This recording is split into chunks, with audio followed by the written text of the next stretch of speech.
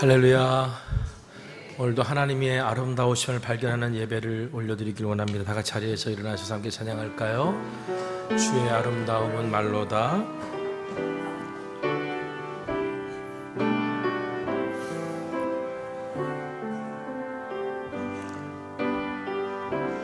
주의 아름다움은 말로다. 형언할 수 없고 주님의 그 놀라우심은 다 표현할 수가 없네. 누가 그 지혜를 깨닫고 누가 깊은 사랑 증량할까. 보좌에 앉으신 주의 위엄 아름다우신 주님, 내가 주를 경외함으로 주님 앞에 홀로 섭니다. 찬양 받으시기 합당한 거룩하신 내가 주를 경외함으로 내가 주를 경외함으로 주님 앞에 홀로 섭니다. 찬양 받으시기 합당한 거룩하신 주님. 하나님은 영이십니다. 영이신 하나님께 영과 진리로 예배합시다.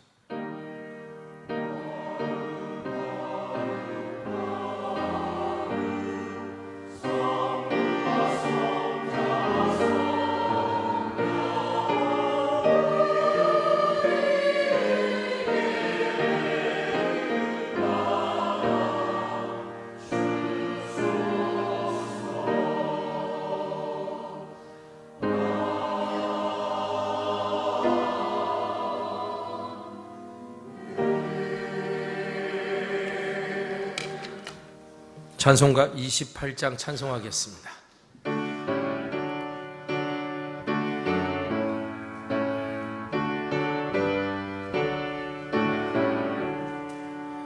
복의 근원 강림하사 찬송하게 하소서. 한량 없이 자비하시 증량할 길 없도다. 천사들의 찬송가를 내게 가르치소서. 구속하신 그 사랑을 항상 찬송합니다. 주의 크신 도움 받아 이때까지 왔으니 이와 같이 천국에도 이르기를 바라네. 하나님의 품을 떠나 죄에 빠진 우리를 예수 구원하시려고 보혈을 흘려주셨네. 주의 귀한 은혜 받고 일생 빚진 자 되네. 주의 은혜 사슬 되사 나를 주께 매소서. 우리 마음은 연약하여 범죄하기 쉬우니 하나님이 받으시고 천국인을 지소서. 아멘. 사도신경으로 우리의 신앙을 고백합니다. 전능하사 천지를 만드신 하나님 아버지를 내가 믿사오니 우리 주 예수 그리스도를 믿사오니 이는 성령으로 잉태하사 동정녀 마리아에게 나시고 본디오 빌라도에게 고난을 받으사 십자가에 못 박혀 죽으시고 장사한 지 사흘 만에 죽은 자 가운데서 다시 살아나시며 하늘에 오르사 전능하신 하나님 우편에 앉아 계시다가 저리로서 산자와 죽은 자를 심판하러 오시리. 성령을 믿사오며 거룩한 공예와 성도가 서로 교통하는 것과 죄를 사하여 주시는 것과 몸이 다시 사는 것과 영원히 사는 것을 믿사옵나이다. 아멘.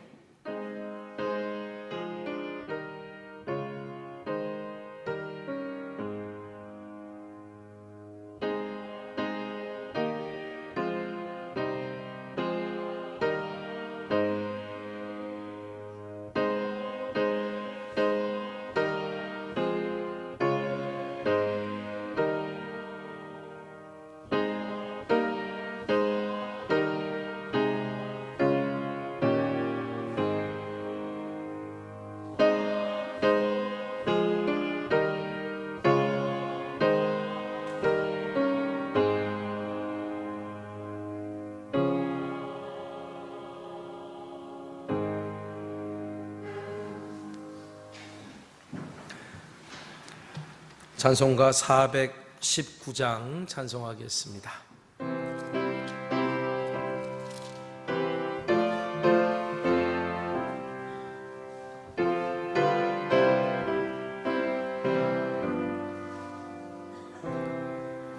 주 날개미 내가 편안히 쉬네.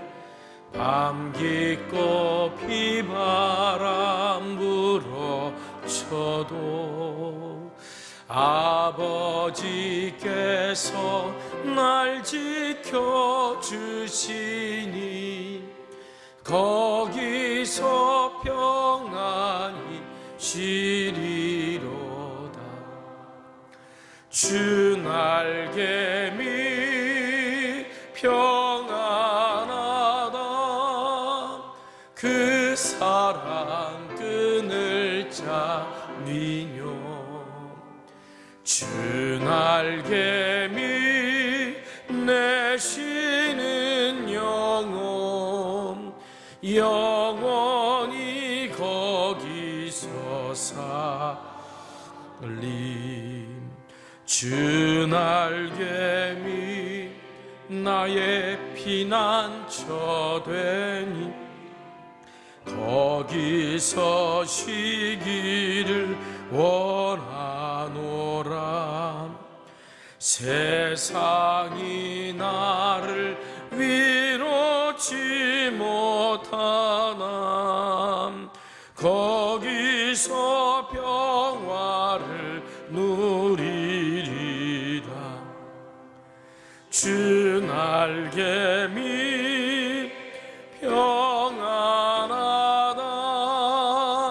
그 그 사랑 그늘 자니뇨 주 날개미 내쉬는 영혼 오니 거기서 살림 주 날개미 참된 기쁨이 있네 고달픈 세상길 가는 동안 나 거기 숨어 돌보심을 받고 영원한 안식을 누리리라 주 날개미 평안하다 그 사랑 그늘 자리뇨 주 날개미 내쉬는 영혼 영원히 거기서 살림 아멘.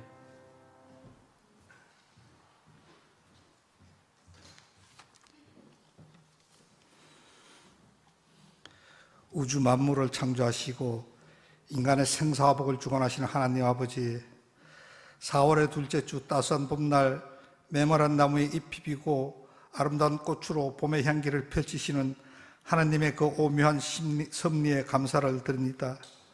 날마다 새날을 주시고 새 생명을 허락하신 하나님께 영광과 찬양과 존귀를 올려드립니다. 거룩하고 복된 날 주님 전으로 부르시사 예배에 계신 하나님, 이 시간 온 마음과 정성을 다하여 예배하오니 이곳에 임재하시어 우리의 예배를 받아 주시옵소서. 너희는 택하신 족속이요 왕같은 제사장이요 거룩한 나라요 그의 소유가 된 백성이니 이는 너희를 어두운 데서 불러내어 그의 기이한 빛에 들어가게 하신 이의 아름다운 덕을 선포하게 하라 하심이라. 말씀하신 하나님 아버지, 말씀에 따라 주님의 자녀답게 세상의 등불을 비추며 아름답게 선한 영향력을 끼치는 참된 그리스도인으로 살아갈 수 있기를 소망합니다. 오직 말씀에 따라 세상의 참된 빛으로 살아가야 함에도 불구하고 우리의 생각과 방법대로 세상을 따라 살아가지는 않았는지요. 이 시간 우리의 모든 잘못과 죄악을 주님 앞에 자복하고 회개하오니 주님의 보혈로 정결케 하여 주시옵소서. 2000년 전 이 땅에 오셔서 우리의 죄악으로 인하여 십자가에 피 흘려 죽으시고 다시 사신 예수 그리스도의 부활에 그 정인된 삶으로 살아가기를 원합니다. 여기 머리 숙인 주의 백성을 궁히 여기시사 더 낮은 곳에서 겸손히 섬기며 주의 사랑 가운데 나누며 믿음의 동역자들과 함께 중보하며 주의 뜻을 이루어가는 귀한 주의 자녀로 걸어갈 수 있기를 소망합니다. 수고하고 무거운 짐진 자들아 다 내게로 오라 내가 너희를 쉬게 하리라 말씀하신 하나님 아버지, 오늘도 주의 자녀들 무거운 짐지고 주의 전에 나왔사오니 우리의 질고를 지시고 우리의 슬픔을 대신하셨던 우리의 중보자 되신 예수 그리스도로 인하여 우리가 참 자유롭고 참된 평안을 누리는 우리 모두가 될 수 있기를 간절히 소망합니다. 이 나라 이 민족을 궁히 여겨 주시옵소서. 지금은 정치가 이념으로 극명하게 분열되고 정치 사회가 점점 피폐해지고 있는 이때에 주님께서 이 나라 이 민족을 어루만지시사 모든 이정자들이 하나님의 말씀을 두려워하며 세상을 직시할 수 있는 영안을 주사 이 사회를 바로 세우는 안목으로 허락하여 주시옵소서. 22대 총선을 통하여 선출된 국회의원 모두가 서로 화합하여 한마음 한뜻으로 정치, 경제, 사회가 회복되고 국정이 안정되기를 소망합니다. 성천교회를 사랑하사 지금까지 인도하신 에베레스의 하나님 아버지, 이곳을 통하여 죽어가는 문영혼이 돌아와 함께 예배하며 주님의 사랑을 나누는 아름다운 신앙 공동체로서 지역사회를 품고 섬기며 다음 세대를 양육하며 꿈꾸며 꿈을 꾸며 국내외 선교지를 품고 섬기는 신앙 공동체로 축복하옵소서. 이를 위하여 섬기시는 주의 사역자들과 주의 종들의 아름다운 헌신과 섬김을 통하여 하나님 나라와 의가 이루어지기를 간절히 소망합니다.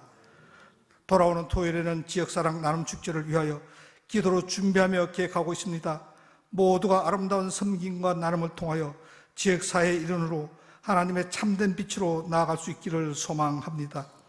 오늘도 단위에 세우신 김민종 담임 목사님 영육간에 강건하게 하시고 많은 양무리를 먹이시고 입히시는 주님의 크신 능력으로 덧입혀 주시옵소서. 말씀 선포하실 때 그 말씀을 통하여 생명의 양식이 되게 하시고 영과 골수를 쪼개고도 넘치는 은혜를 더하여 주시옵소서. 오늘도 예배를 위하여 이런저런 모습으로 섬기시는 주의 종들의 수고 헌신을 기뻐 받아 주시옵소서. 아름다운 목소리로 찬양하는 귀한 할렐루야 찬양대의 찬양을 받아 주옵소서.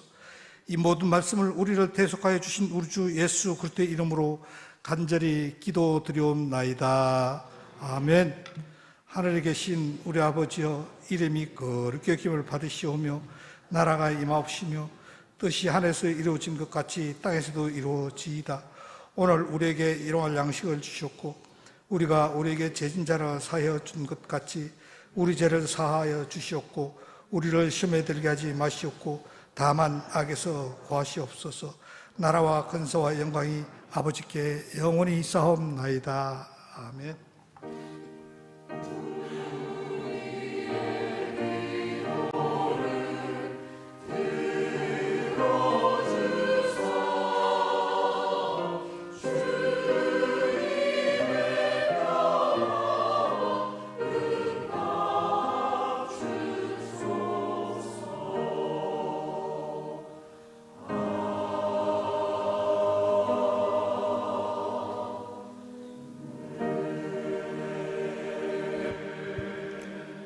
교회 소식 여러분들과 함께 나누겠습니다. 이번 주 토요일 날 오전 10시부터 오후 4시까지는 아이들이 행복한 마을을 위한 사랑 나눔 축제가 11단지 안에는 갈말 근린공원에서 있습니다.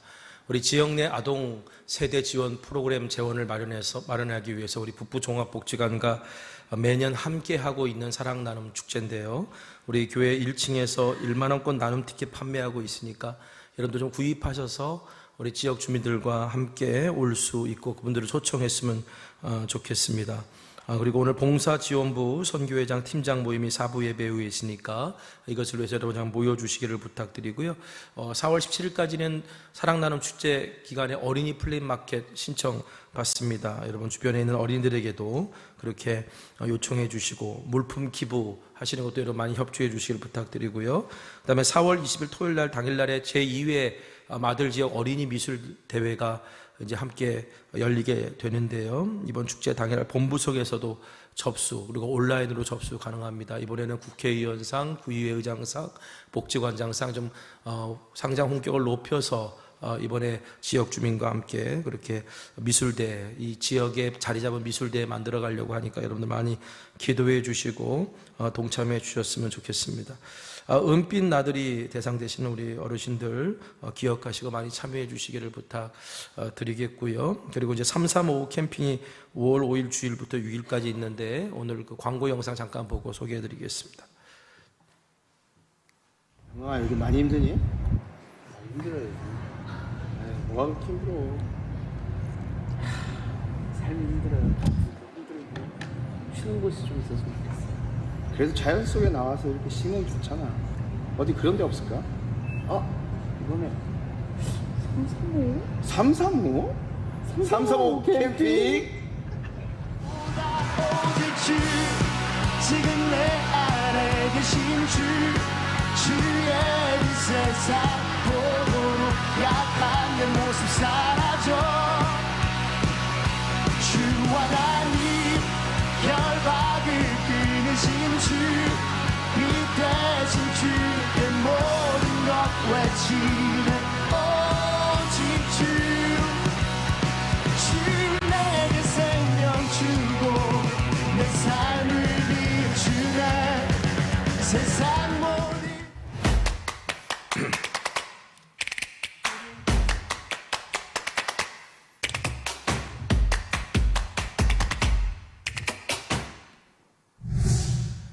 예, 우리 335 캠핑은 우리 지역, 우리 교회 많은 분들이 같이 교제할 수 있는, 자연스럽게 그냥 교제할 수 있는 장을 만드는 건데요.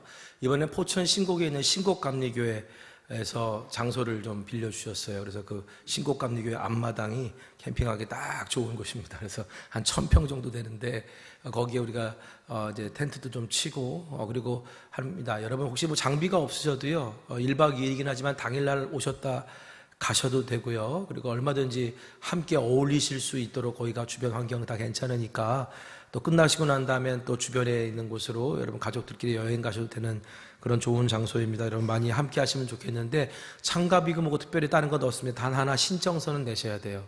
그래서 몇 명이 오는지를 파악이 돼야 우리가 준비를 하기 때문에 여러분 당일로 올 것인지 1박 2일로 갈 것인지 내가 장비를 가져갈 것인지 뭐 이런 것들에 대한 신청서 여러분 같이 써주시면 저희가 5월 정성스럽게 잘 준비해서 이렇게 좀 행복한 시간 만들어 봤으면 좋겠습니다. 또 이제 5월 21일부터 7월 2일까지 7주 동안 마더와이즈 성경 공부가 매주 화요일마다 있습니다. 우리 여사 성도님들을 위한 성경 공부거든요. 여러분들 많이 지원해 주시고 함께 해 주시면 좋겠고요. 그 다음에 우리 장례 안내입니다. 우리 김소정 권사님의 부친께서 지난 금요일 날 소천 하셨어요. 그래서 오늘 4부 예배 마치고 그다음에 3시 20분에서 우리 입관 예식을 상계 백병원 장례식장에서 할 거고요. 발인은 내일 오전 5시에 발인 예식을 있을 예정입니다. 여러분 많이 기도해 주시고 위로해 주시기를 부탁드립니다. 자, 오늘 시간 서로 축복하겠습니다. 당신은 하나님의 언약 안에 있는 축복의 통로입니다. 오늘 이 시간 서로 축복하며 나아가겠습니다.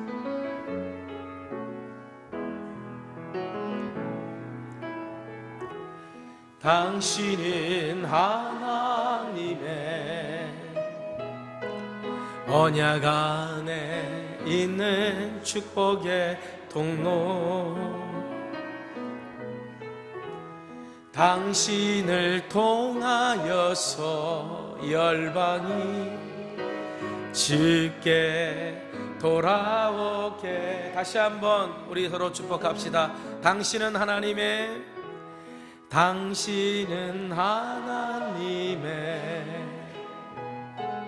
언약 안에 있는 축복의 통로, 당신을 통하여서 열방이 주께 예배하게 되리. 할렐루야. 우리 하나님께 영광을 드립니다. 아멘. 자, 오늘 우리에게 허락하신 하나님의 말씀은 신명기 24장 19절에서 22절에 있는 말씀입니다. 신명기 24장 19절에서 22절에 있는 말씀을 저와 여러분이 교독합니다. 내가 밭에서 곡식을 벨 때에 그 한 뭇을 밭에 잃어버렸거든 다시 가서 가져오지 말고 나그네와 고아와 과부를 위하여 남겨두라. 그리하면 내 하나님 여호와께서 내 손으로 하는 모든 일에 복을 내리시리라. 네 감람나무를 떤 후에 그 가지를 다시 살피지. 그 남은 것은 객과 과와 과부를 위하여 남겨두. 내가 내 포도원에 포도를 딴 후에 그 남은 것을 다시 따지 말고 객과 과와 과부를 위하여 남겨두라. 너는 애굽 땅에서 종되었던 것을 기억하라. 이러므로 내가 내게 이 일을 행하라 명령하노라. 아멘.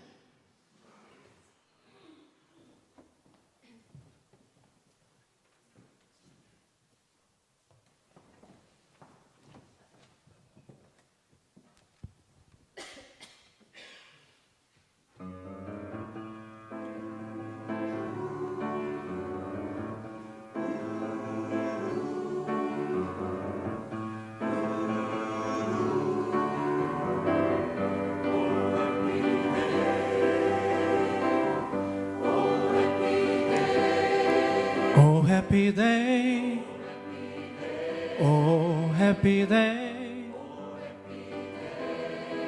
when Jesus won, when Jesus won, Jesus won, He washed the sins away. Oh my happy day. Oh, happy day. Oh, happy day. When Jesus walked. When Jesus walked. Oh, Jesus walked. He washed the sins away. Oh, happy day. He taught me how to walk, fight and pray, fight and pray. Oh, and he rejoicing every day.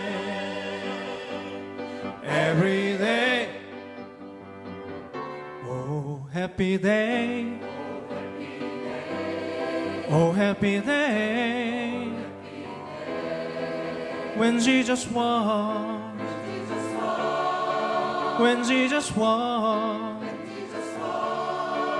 Jesus walked. He washed the sins away. Oh, happy day. Oh, happy day. Oh, happy day.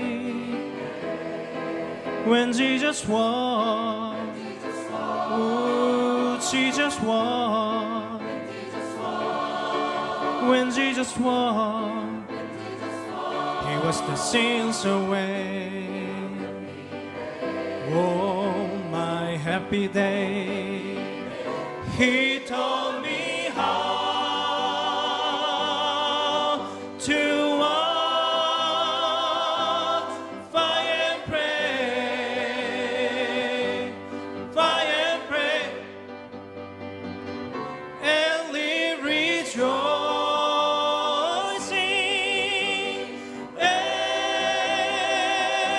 every day.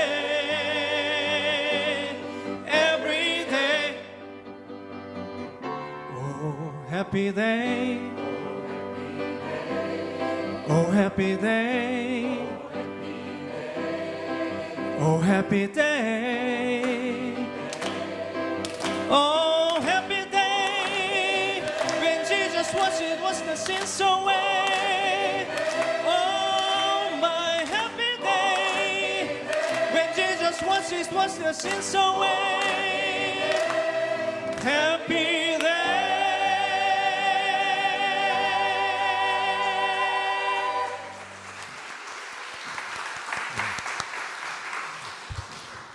행복함을 몸으로 표현하고 싶은데 몸이 안 따라가죠. 오늘 기쁜 날이고 행복한 날이고 감사한 날이고 하나님께서 우리에게 복 주시는 은혜의 날이 되기를 소망합니다. 성경은 하나님이 우리를 못 본 채 하지 않으시고 사랑하신 아름다운 이야기 미담이라고 지난주에 말씀드렸죠. 만일 누군가가 하나님 왜 저를 못 본 채 하지 않으시고 저를 사랑해 주셨나요? 라고 묻는다면 하나님께서는 오늘 우리를 향해서 당연하잖아. 그건 너는 내 자녀니까 라고 말씀하실 거라고 그랬습니다.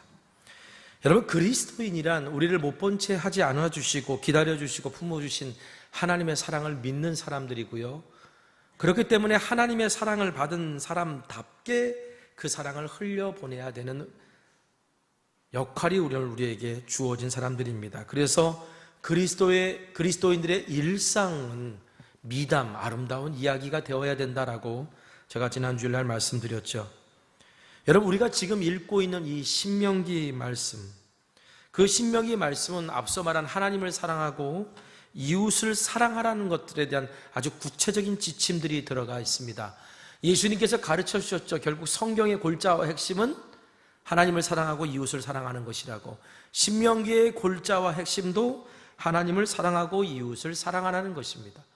특별히 신명기는요, 이스라엘 백성의 약속의 땅 가나안에 들어가서 어떻게 축복의 백성으로, 하나님이 축복하시는 백성으로 살 수 있는지를 가르쳐주는, 어떻게 보면 축복받은 하나님의 백성의 매뉴얼이라고 할까요? 사용 설명서 같은 거죠. 여러분, 그런데 이스라엘 백성이 과연 그 가나안 땅에 들어가서 하나님이 약속하시고 말씀하시고 명령하신 이 축복의 매뉴얼대로 그들이 살았을까요? 안타깝게도 그렇지 않았습니다. 사사기를 보면 이스라엘 백성들은 자기 소견에 옳은 대로 행하며 하나님의 목전에서 악을 계속해서 행했다라고 기록되어 있죠. 하나님이 가증히 여기시는 우상을 섬겼고, 그리고 하나님이 형제로 여기며 사랑하라는 그 이웃을 우리가 입에 담기도 어려운 일과 짓들을 통해서 이웃에게 어려움을 치고 죄악을 범했던 내용들이 사사기에 보면 기록되어 있습니다. 이 모든 것이 이스라엘이 하나님을 경외하지 않고 하나님의 말씀을 경홀히 여겼기 때문에 생긴 일입니다. 여러분, 이스라엘이 이렇게 악을 행할 때마다 가나안 민족들이 일어나서 이스라엘 백성들을 괴롭혔어요. 찌르는 가시처럼 그들을 힘들게 했어요. 그런데 그 힘들게 한 원인은 다름이 아니라 이스라엘 백성들의 믿음 없음과 불순종이 원인이 되었다는 거죠. 하나님께서는 이스라엘 백성이 가나안 땅에 들어갈 때 이런 명령을 내리셨어요. 가나안 땅에 들어가거들랑 그 가나안 족속을 다 쫓아내라. 왜 가나안 족속을 쫓아내라 하셨냐면, 그 가나안 족속들이 살고 있는 삶이 너무 악하고 그들이 섬기는 우상이 너무 가증한 일이었기 때문에 하나님께서는 이스라엘 자손들이 그들에게 죄가 옮겨지고 그들이 섬기는 우상을 섬길까봐 다 쫓아내라고 명령하셨던 거죠. 그런데 이스라엘 백성들이 거기에 순종하지 못해요. 일단 블레셋 같은 군사력이 강한 민족들, 철병거를 앞세운 그런 민족 앞에 두려워서 그들을 쫓아내지 못했습니다. 그런데 더 놀라운 사실은 쫓아낼 수 있었음에도 불구하고 쫓아내지 않았다는 것도 있다라고 성경에 기록되어 있다는 거예요. 사사기 1장 28절이죠. 이스라엘이 강성한 후에야 가나안 족속에게 노역을 시켰고 다 쫓아내지 아니하였다. 얼마든지 쫓아낼 수 있었는데 쫓아내지 않았다는 거예요. 왜 쫓아내지 않았냐? 그들을 종으로 부리려고, 그들을 통해 자신들이 좀 더 편해 보려고 하나님의 명령을 어긴 거죠. 결국은 가나안 사람들을 종으로 여기고 삼고 싶은 탐심 때문에 하나님께 불순종해서 가나안 백성들을 쫓아내지 않았던 거죠. 여러분, 탐심이라는 것은 우상 숭배의 핵심입니다. 이스라엘이 가나안을 쫓아냈지만 탐심은 쫓아내지 못했고요. 눈에 보이는 우상은 다 타파했을지 모르지만 탐심은 남겨뒀죠. 결국 그 우상의 핵심인 탐심이 가나안의 우상들을 다 부활시켰고, 나중에는 이스라엘 자손들이 그 우상을 섬기는 일까지 벌어지게 만들었습니다. 여러분, 오늘 우리들이 살고 있는 시대도 이 사사시대와 별반 다르지 않아요. 오늘 우리가 살고 있는 이 시대도요, 탐심이라는 죄로 인해서 이것저것에서 탄식이 들려오잖아요. 사람이 뭔가를 더 많이 가지려고 어떤 사람을 향해 사기를 치기도 하고, 심지어는 어떤 사람을 죽이기도 하고, 어떤 사람을 향해 거짓 증언하기도 하고, 이렇게 하면서 세상 곳곳이 어려움에 빠집니다. 여러분, 탐심은 탄식을 낳는 거예요. 왜? 탐심이라는 건 끝이 없어요. 만족이 없어요. 그렇기 때문에 행복을 주지 못해요. 그래서 탐심을 가지고 살아가는 이들은 결국 탄식하는 삶을 살 수밖에 없어요. 탐심은 또한 자기만 행복하지 못할 뿐만 아니라 이웃의 행복도 빼앗아가는 게 그게 탐심입니다. 진실도 은폐하고 왜곡시키고 역사도 왜곡시키고, 다 그 이유들이 뭐예요? 탐심 때문에 그래요. 결과만 좋으면 동기는 어떻게 하든 상관이 없다? 목적을 이루기 위해서는 수단과 방법은 상관없다? 여러분, 이런 생각을 다 따라가다 보면 결국 그 생각의 끝에는 뭐가 있냐? 탐심이라는 우상숭배가 있는 거예요. 인류가 아무리 발전해도요, 탐심이 사라지지 않는 한 전쟁은 사라지지 않습니다. 뭐 세계화 얘기하면서 온 인류가 뭐 하나로 다 묶어지고 뭐 인류 발전하고 발달해서 뭐 대단한 걸 세울 것 같지만, 여러분, 지금 우리가 살고 있는 지금 이 순간에도요, 참혹한 전쟁이 세계에서 벌어지고 있잖아요. 그 전쟁의 끝에 가면 뭐가 있습니까? 그 전쟁을 쫓아 올라가면 뭐가 있습니까? 인간의 탐심이 있어요. 탐심으로 인해 죄의 노예가 되어 신음했던 사사시대와 우리가 별반 다르지 않다는 거예요. 여러분, 사사시대는 오늘 우리가 살고 있는 이 현실을 아주 적나라하게 보여줍니다. 그렇기 때문에 사사시대에서 사실은 오늘 이 답답한 현실을 타개할 수 있는 답도 발견할 수 있어요. 하나님은 이스라엘이 회개하고 돌아서서 하나님께 부르짖으면요, 하나님 결코 이스라엘을 못 본 채 하지 않으셨습니다. 그래서 믿음의 용사들을 일으키셔서 이스라엘을 구원하셨죠. 그들이 바로 사사입니다. 사사 중에는요, 군사적인 열세에도 불구하고 압도적으로 전쟁에서 승리했던 믿음의 용사들이 있어요. 대표적인 사람이 이제 기드온이죠. 하나님이 보낸 천사가 기드온을 뭐라고 부르냐면 큰 용사여 라고 이렇게 부릅니다. 기드온이 싸움에서 승리한 그 싸움은 어마어마한 싸움이었고 이스라엘은 꼭 기억해야 될 싸움이었어요. 하지만 기드온이 전쟁에서 승리했다고 해서 이스라엘을 궁극적으로 구원했던 것이 아니었습니다. 왜냐? 이스라엘은 여전히 죄와의 싸움에서 지고 있었기 때문이죠. 이스라엘 백성이 가나안 땅에서 신명기의 가르침대로 살지 못했다, 가나안 땅에서 축복의 백성의 매뉴얼대로 살지 못했다는 것을 성경은 보여줍니다.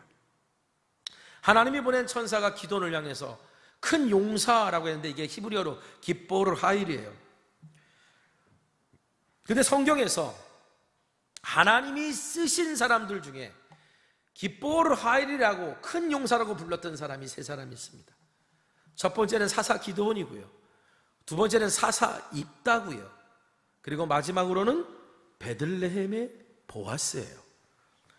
기드온과 입다는 사사고 전쟁 영웅이니까 큰 용사라고 불러도 괜찮을 것 같은데, 그런데 보아스는 베들레헴의 노인이에요. 베들레헴이라고 하는 작은 고을의 유지예요. 그런데 하나님은 이 보아스를, 성경은 이 보아스를 깃보르 하일이라고 부릅니다. 자, 룻기 2장 1절, 나오미의 남편 엘리멜렉의 친족으로 유력한 자가 있으니 그의 이름은 보아스더라. 유력하다, 유력한 자라는 말도 히브리어로 깃보르 하일이에요. 여러분, 깃보르 하일이라는 말이 힘과 관련되어서 쓰여지면 힘이 센 사람, 용사를 말하는 거고요, 큰 용사. 그것이 물질, 재물과 관련하였을 때는 아주 큰 부자를 상징하는 말입니다. 그런데 여러분, 성경이 보아스를 유력한 자, 깃보르 하일, 큰 용사로 부른 것은 그가 단순히 부자였기 때문만이 아니에요. 베들레헴이라고 하는 그 작은 고을에 땅이 좀 있는 부자, 그 사람이 보았습니다. 근데 이 깃보르 하일이라는 표현을 써서 이 사람이 부자다 그러면 한 재벌쯤 돼야 돼요. 그런데 땅을 어마어마하게 가지고 있는 사람의 입장에서 보면 아니 보아스가 무슨 부자야 라고 말할 정도로 사실 작은 고을의 부자일 뿐입니다. 그런데 성경은요, 힘센 용사도 아니고 어마어마하게 많은 돈을 가지고 있는 부자도 아님에도 불구하고 이 보아스를 깃보르 하일, 유력한 자, 큰 부자, 큰 용사라고 말하고 있습니다. 여러분, 보아스가 어떻게 기드온이나 입다와 같이 하나님이 큰 용사, 깃보르 하일이라고 부를 수 있는 사람이 되었을까요? 자, 성경은요, 약자를 보호하고 그들을 억울하게 하지 말라고 명령합니다. 우리가 신명기를 계속 읽어오면서 계속 읽어오셨던 분들은 알 거예요. 하나님과의 관계가 이웃과의 관계만큼 중요하고요, 이웃과의 관계에서 사회적인 약자와의 관계를 어떻게 하느냐, 하나님께서 그것을 아주 유심히 보시고 하나님께서 그걸 중요하게 여기신다라고 성경은 기록합니다. 이건 신명기만 아니라 성경 전체에 흐르는 메시지예요. 오늘 본문이 있는 24장도요, 약자를 대하는 태도가 하나님 앞에서 의로움과 불의를 가늠하는 기준이 될 거라고 말합니다. 신명기 24장 13절 한번 같이 읽어볼까요? 자, 시작. 해질 때 그 전당물을 반드시 그에게 돌려줄 것이라. 그리하면 그가 그 옷을 입고 자며 너를 위하여 축복하리니 그 일이 내 하나님 여호와 앞에서 내 공의로움이 되리라. 아멘. 자, 어떤 사람이 돈이 없어 누군가에게 돈을 꿔요.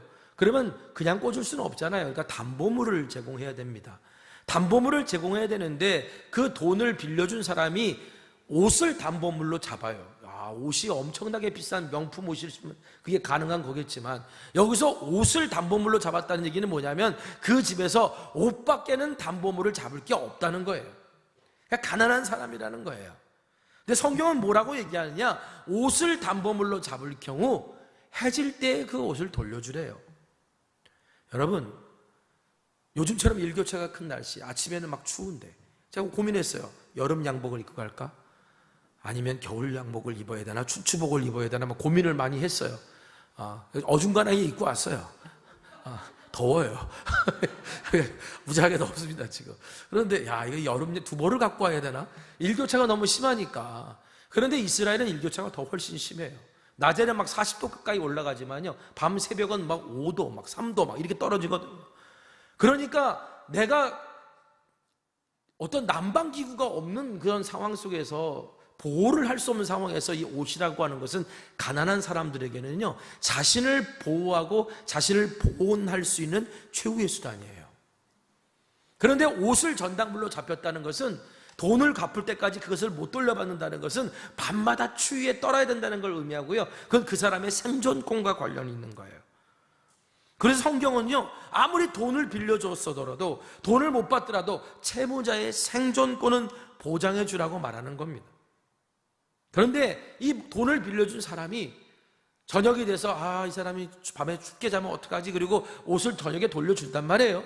그러면 이 가난한 사람은요, 그 옷을 돌려받고 저녁에 자면서 그것을 입고 자면서 자기에게 그런 배려를 해준 그 사람을 향해 하나님 그 사람을 복 주세요 라고 그렇게 축복하며 잠든다는 거죠. 하나님은 그 기도를 들으신다는 거예요. 하나님은 그 기도를 들으시고 그 일이 내 하나님 여호와 앞에서 내 공의로움이 되리라 라고 그렇게 말씀합니다. 이 말씀은 반대일 경우에는 하나님이 그것을 불의로 여기시겠다라는 뜻이에요.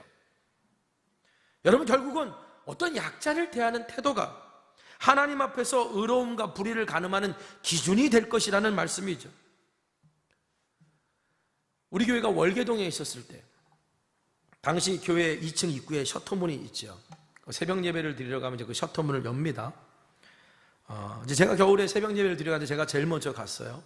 봤더니 그 셔터문 앞에 웬 노숙자 한 분이 잠을 자고 있는 거예요. 겨울인데. 추운데 거기서 잠을 자더라고요. 그래서 막 흔들어 깨웠어요. 약간 술 냄새도 나고. 자, 일어나세요 막 그랬는데 분명히 이분이 내 말을 듣는데 못 들은 척해요. 그러면서 이러면서 막 그냥 자고 있더라고요. 그래서 안 되겠다 생각해서 주머니를 뒤져봤더니 10,000원짜리 한 장이 있어요. 그래서 제가 그분한테 그랬어요. 선생님, 저기 앞에 24시간 순댓국밥집이 있는데요, 밤에 얼마나 추우셨어요? 이 돈 받으시고 가서 따뜻하게 드시고 좀 몸 좀 녹이세요. 그랬더니 이분이 갑자기 뻘떡 일어나더니 어유 감사합니다, 천국 가세요 이러는 거예요. 그리고 받아가지고 가더라고요. 제가 얼마나 웃었는지 몰라요. 목사 보고 천국 가라니. 근데 가만히 생각해 보니까 그 말이 맞아요. 목사라고 다 천국 가는 거 아니잖아요. 그렇죠? 목사라고 다 천국 가는 게 아닌 게 맞는 거예요. 그래서 제가 어유 감사합니다, 천국 가세요라는 말을 듣는데 새벽부터 얼마나 기분이 좋았는지, 마치 천국 가는 표를 얻은 것처럼 기분이 좋았어요. 여러분, 성경은요, 어려운 이웃이 복을 빌어주는 인생이 하나님 앞에 공의로운 인생이라고 말해요. 사회적인 약자가 복을 빌어주는 사회가 하나님 앞에 공의로운 사회라고 이야기해요. 당시 이스라엘 사회에서 고아와 과부 나그네는요, 하나님의 긍휼하심만을 구할 수밖에 없는 정말 사회적인 약자였어요. 사회적인 약자, 꼭 경제적인 것만 사회적인 약자인가요?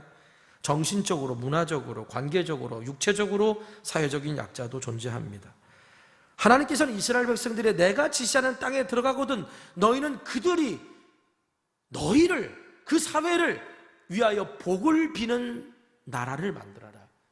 복을 빌어주는 사회를 만들라고 명하셨어요. 왜 그러셨을까요? 자, 신명기 24장 22절 한번 읽어보겠습니다. 읽겠습니다. 자, 시작. 너는 애굽 땅에서 종 되었던 것을 기억하라. 이러므로 내가 내게 이 일을 행하라 명령하니.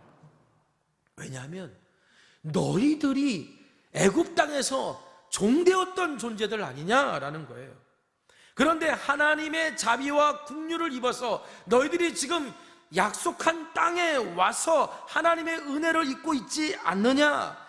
긍휼이 필요한 너희들에게 내가 긍휼을 베풀었는데 긍휼이 필요한 사람들에게 너희들이 긍휼을 베풀지 않는다면 내가 너희들에게 베푼 긍휼을 잊었다라고 나는 생각할 거다. 하나님께서 그렇게 말씀하시는 거예요. 영원히 죄에서 종로로 살 수밖에 없었던 존재가 하나님의 은혜와 사랑을 입어서 구원받는 자리에 임했는데도 불구하고 오늘 우리가 마땅히 도와야 되고 마땅히 함께 해줘야 되고 마땅히 위로해줘야 될 사람들을 향하여 너희들이 모른 척하고 외면하거나 또는 저주하는 삶을 산다면 너희들이 나의 은혜를 잊어버렸다라고 하는 것으로 내가 생각하겠다라고 성경은 말하는 거예요. 얼마든지 건너떠도 괜찮은 하찮은 인생들, 얼마든지 상관없어도 되는 하찮은 인생들, 지극히 작은 자들과의 관계에서 우리가 하나님의 명령을 어떻게 순종하는 것, 그것 자체가 아무것도 아닌 나를 못 본 채 하지 않으시고 하나님의 자녀 삼아주신 그 은혜를 내가 기억하고 있는지 기억하고 있지 않은지로 판단하겠다라고 하나님께서 말씀하시는 거예요. 여러분, 오늘 우리가 읽고 있는 이 본문이요, 이 은혜를 기억하는 이스라엘 백성이 일상에서 어떻게 살아야 되는지를 말해주는 거예요. 오늘 본문은 추수하고 수확할 때 고아와 과부와 나그네와 가난한 자들을 위해서 남겨둘 것을 명령하는 명령입니다. 자세하게 성경에 보면 자세한 그 내용들이 나오는데요, 이제 낫으로 곡식을 이렇게 베다가 이제 흘리는 것이 있잖아요. 성경은 말합니다. 그거 네 거 아니다. 가난한 자들의 것이다. 감람나무 열매를 떨다가 저기 모르고 들 떨었어요. 다시 가서 떨지 말라고 말씀하세요. 네가 떨다가 남은 거 그거 네 거 아니다. 고아들의 것이다. 포도 열매를 따다가 그 포도 열매를 다 못 딴 게 보여요. 돌아가서 따지 말래요. 그 포도 열매 네 거 아니다. 과부들의 것이다. 여러분, 결국 이 말씀은 네 밭에서 네가 수고하여 농사진 것이라도 너만의 것이 아니다 라고 말씀하시는 거예요. 여러분, 내가 곡식을 벨 때, 낫을 가지고 벨 때 한 움큼 내 손에 다 잡을 수 있지만 한 움큼 내 손에 담기지 않아서 이게 흘려 떨어지는 것이 있어요. 내가 다 잡지 못하는 거, 그거 다 내 거 아니라는 거예요. 그래서 그것을 이웃의 것으로 알고 남겨두는 사람은 복이 있다. 근데 오늘 우리는 어때요? 나달 하나도 다 빗자루로 쓸어 담아가지고 내 자루에다 채워놓잖아요. 그렇게 사는 게 근면한 거고 그렇게 사는 게 성공하는 길이라고 생각하잖아요. 그리고 흘려보내야죠. 그럼 남으면 흘려보낼게요 라고 말하는데요, 여러분, 우리는 그렇게 생각하면 흘려보낼 수가 없어요. 왜냐하면 탐심은 늘 부족하다라고 말하기 때문에. 그래서 남으면 흘려보내는 것이 아니라 남겨서 흘려보내는 거예요. 신명기 24장 19절입니다. 내가 밭에서 곡식을 벨 때에 그 한 뭇을 밭에 잊어버렸거든 다시 가서 가져오지 말고 나그네와 과부를 위하여 남겨두라. 그리하면 내 하나님 여호와께서 내 손으로 하는 모든 일에 복을 내리시리라. 남겨두라고요. 남은 것을 흘려보내지 말고 남겨두고 흘려보내면 하나님이 어떻게 해요? 복을 주신다고요. 계속 흘려보낼 수 있도록 복을 주시는 하나님이시라고요. 여러분, 룻기에서 보아스는요, 바로 이 명령을 아주 성실하게 잘 지켰던 사람이에요.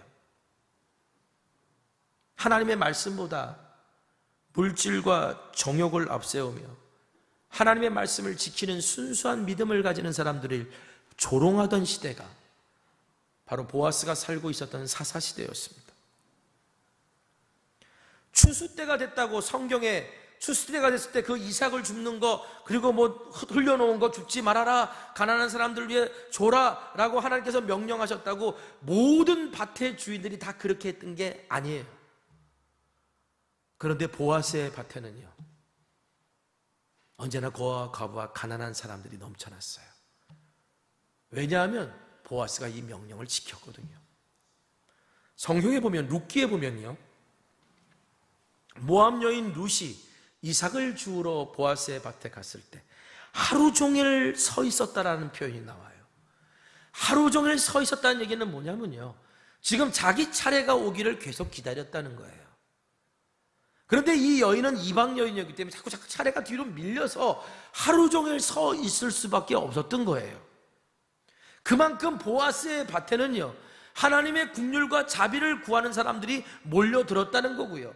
반대로 얘기하면요, 그 시대의 밭을 가진 주인들이 가난한 사람들과 과부를 향해 그렇게 다 자기 밭을 오픈하지 않았다는 뜻이기도 해요. 어느 날 보아스가 추수하는 밭을 둘러보려고 갔습니다. 그랬더니 한 이방인 소녀가 눈에 들어와요. 베들레헴이란 작은 고을에서 낯선 이방인 소녀가 있다면 눈에 당연히 들어오겠죠. 이 사람이 누군지 보아스는 단번에 알아봅니다. 왜냐하면 안악들이 떠드는 소리를 들었거든요. 나오미가 돌아왔대. 그런데 꼴이 말이 아니야. 남편도 죽고 두 아들도 죽었는데 자식도 없는 며느리 하나를 데리고 왔대. 이방 여인, 모압 여인이래라는 말을 들은 거예요. 나오미 누구지? 그래, 나의 가까운 친척 엘리멜렉의 부인이지. 그런데 가뭄이 들었을 때 이 엘리멜렉이 베들레헴에서 도저히 살 수가 없어서 자기 가족들 데리고 다 모압 땅으로 떠났는데, 아니 그런 비극적인 가족사가 있었단 말이야. 가뭄이 들어서 나도 힘들어서 내 이웃을 잘 지켜주지 못했고 나의 친척을 잘 지켜주지 못했는데, 그런데 그 고향을 떠났던 엘리멜렉이 그렇게 돌아왔단 말이야. 보아스 마음에 가슴이 아팠을 거예요. 그런데 자기 밭에 갔더니 그 이방 여인이 와 있었고, 그 이방 여인은 아, 나오미의 며느리구나라는 걸 바로 알아본 거예요. 그래서 보아스가 그 룻에게 내 딸아 이렇게 말합니다. 사람들이 다 모압 여인, 하나님의 총에서 들어오지 못하는 저주받을 여인이라고, 그 민족이라고 사람들이 다 따돌리고 있을 때 보아스는요, 이 룻을 내 딸이라고, 내 가족이라고, 내 형제라고 불러요. 그러면서 이렇게 말해요. 11절 12절, 룻기 2장 11절 12절입니다. 보아스가 그에게 대답하여 이르되 내 남편이 죽은 후로 내 시어머니에게 행한 모든 것과 내 부모와 고국을 떠나 전에 알지 못하던 백성에게로 온 일이 내게 분명히 알려졌느니라. 여호와께서 내가 행한 일에 보답하시기를 원하며 이스라엘의 하나님 여호와께서 그의 날개 아래 보호를 받으러 온 내게 온전한 상 주기를 원하노라. 아니 나에게 왜 이렇게 배려해 주십니까? 라고 룻이 물었을 때, 딸아, 네가 주의 날개 아래로 들어왔잖아. 그건 당연한 거야. 하나님이 주의 날개 아래로 들어온 사람은 보호하실 거야.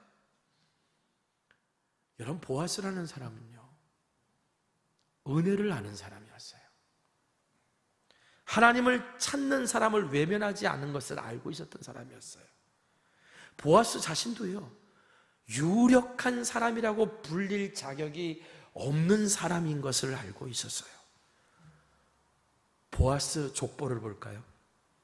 룻기 4장 21절에 보면 살몬은 보아스를 낳았고 보아스는 오벳을 낳았고. 여러분, 보아스의 아버지가 살몬입니다.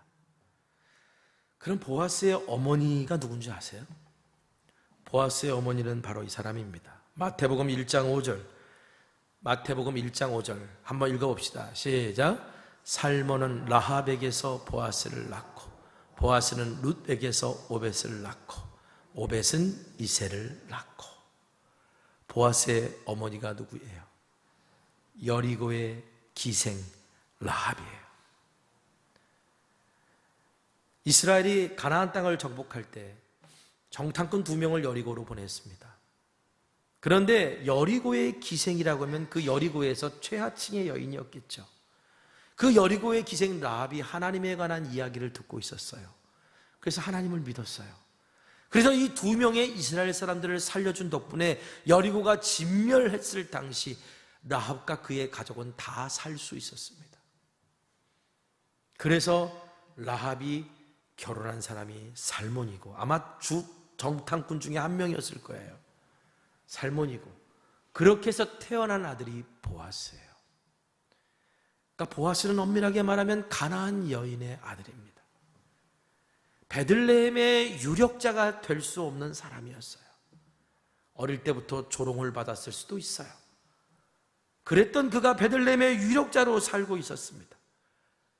하나님의 은혜를 입은 것을 기억하고 있었던 거예요. 그렇기 때문에 하나님의 은혜를 구하며 시어머니 나오미를 붙쫓아 이스라엘 땅까지 왔던 모압 여인 룻을 보면서 그 룻을 특별히 선대할 수 있었던 거죠. 어떻게 보면 룻은 베들레헴에서 가장 약한 여인이었고 가장 하층의 사회적 약자였어요. 사람들이 모압 여인 룻을 꺼렸습니다. 기업 물음을 해야 되는데 나는 이 모압 여인하고 결혼할 수가 없어 그러면서 1순위였던 기업 물으는 사람이 거절할 정도였어요. 그런데 보아스는요, 친족 엘리멜렉의 기업 물음을 위해 룻을 자기의 아내로 맞아들입니다. 여러분, 실제로 기업 물음의 제도를 실행해야 되는, 하나님의 명령을 실행해야 될 그 1순위였던 사람은 성경에 이름이 뭐라고 나오느냐? 아무개라고 나와요. 그냥 아무개예요. 이름을 하나님이 기억하시지 않아요. 그런데 그 사람은요, 그렇게 하나님의 언약을 이루지 못한 사람, 특별히 대를 이어주는 그 언약을 이루지 못한 사람을 신 벗긴 자의 집이라고 수치스럽게 여기고, 사람들이 조롱했던 율법, 조롱하라고 율법에 써 있는데, 이 아무개라고 하는 사람은요, 괜찮아, 신 벗긴 자의 집이라고 내가 조롱받아도 괜찮아, 나는 내 재산만 지키면 돼. 그래서 신을 벗어놓고 당당하게 걸어갑니다. 하나님의 말씀을 지키지 못한 사람이라고 조롱받는 게 그 사람에겐 전혀 부끄럽지 않았던 시대였던 거예요. 그런데 보아스는 그렇게 하지 않았습니다. 보아스가 했던 건 하나밖에 없어요. 하나님의 언약을 신실하게 지키려고 했던 것. 이런 보아스를 성경은 기드온 입다와 함께 기뻐를 하일, 큰 용사라고 말하고 있습니다. 여러분 볼까요? 룻기 4장 21절 22절에 우리 한번 같이 읽어보겠습니다. 자, 시작. 살몬은 보아스를 낳았고 보아스는 오벳을 낳았고 오벳은 이새를 낳고 이새는 다윗을 낳고 다윗의 후손 그리스도. 보아스가 이를 통해 그리스도의 계보에 오르게 되는 거예요. 여러분, 그리스도인이 세상에서 축복의 통로로 살려면 보아스처럼 유력한 자로 살아야 될 줄 믿습니다. 죄인의 실상을 보여주는 사사시대 같은 오늘 우리의 시대에 어떻게 그 문제를 해결할 수 있을까? 보아스처럼 말씀의 사람, 말씀을 지키는 영웅으로 살아가는 거겠죠. 그리고 보아스의 밭에 모여든 가난한 사람들이 보아스를 위해 복을 빌어준 축복의 사람처럼 오늘 우리도 사람들이 우리를 향해 복을 빌어주는 축복의 사람으로 살아야 되겠죠. 여러분, 보아스는 하나님의 뜻에 순종해서 그의 밭을 하나님의 은혜가 임하는 주의 날개 아래로 만들었습니다. 여러분, 교회는요, 주의 날개 그늘 아래로 하나님의 국류를 구하는 사람들이 모여드는 곳이 교회여야 됩니다. 그래서 교회는 보아스의 밭이 되어야 됩니다. 주의 날개 아래가 되어야 됩니다.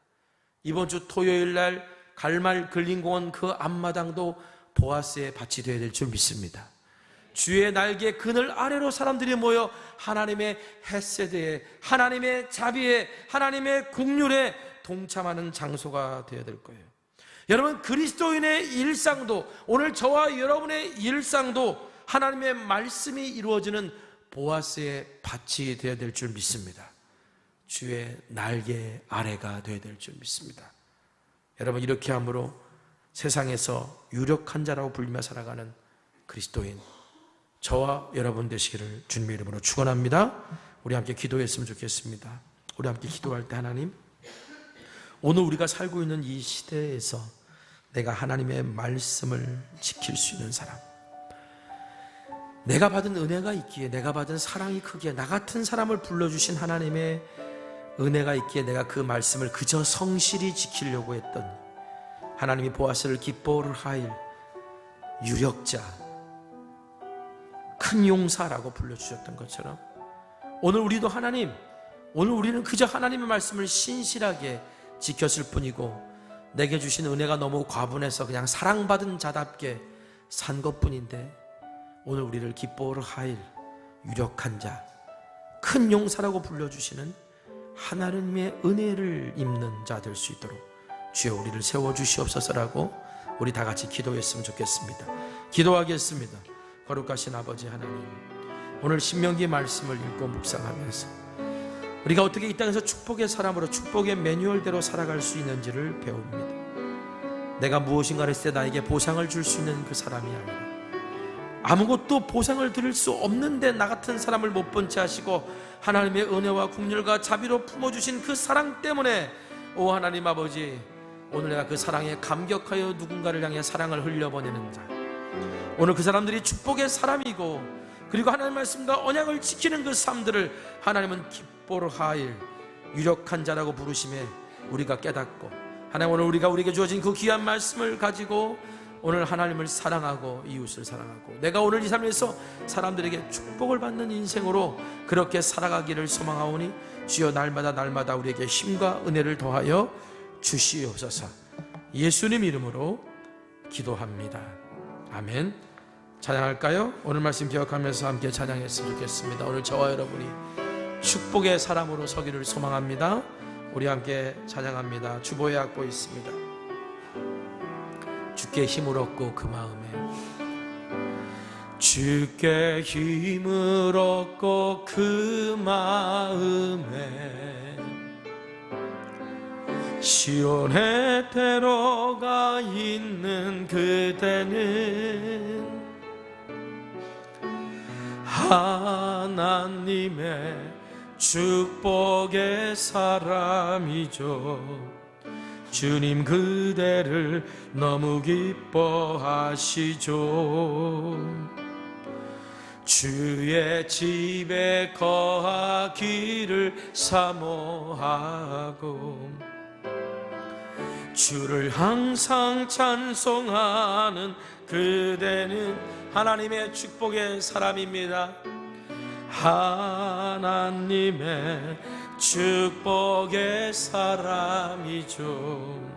주님 그대를 너무 사랑. 우리 다 같이 일어나서 찬양할까요? 그대 섬김은 아름다운 찬송,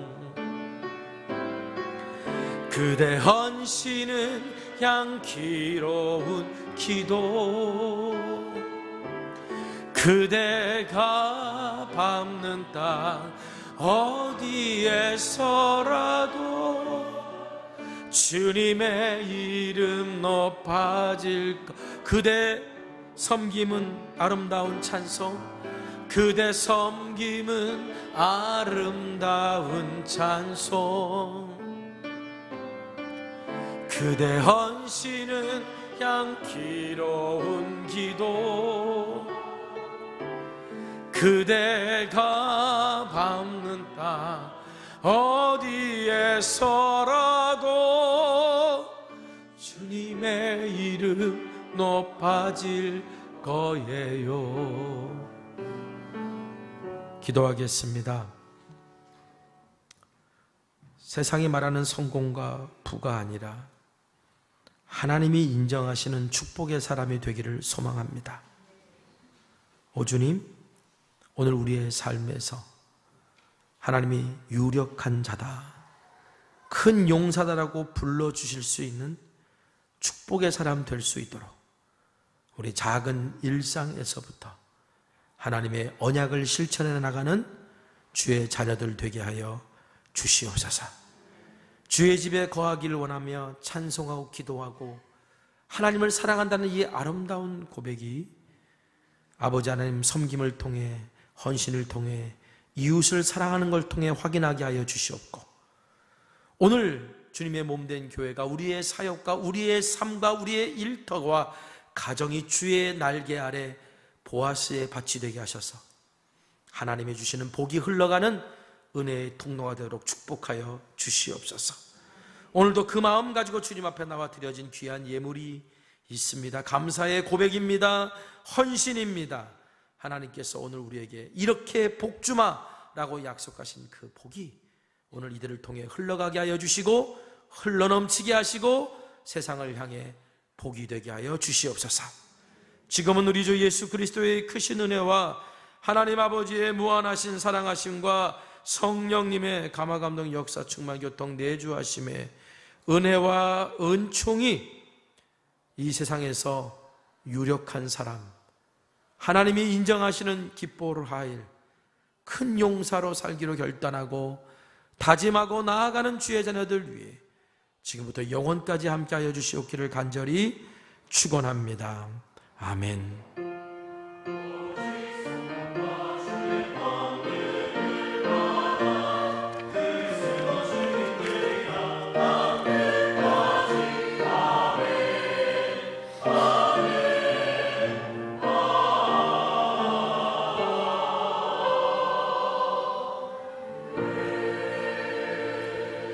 찬양하겠습니다. 오늘 말씀 기억하면서 하나님, 오늘 내가 세상에서 하나님의 그러한 귀한 일들을 감당할 수 있는 자 될 수 있도록 은혜해 주시옵소서라는 고백이 우리 가운데 있길 원합니다. 이곳에 임하신 하나님 나라, 이곳에 임하신 하나님 나라, 가난한 마음으로 바라보리라. 먼저 그 나라 그 뜻 구하며 나의 삶 드리리. 주님이 맡기신 하나님 나라, 믿음의 눈으로 바라보리라. 하늘의 뜻이 이 땅 가운데 완성될 그날까지 믿음하여 그 위에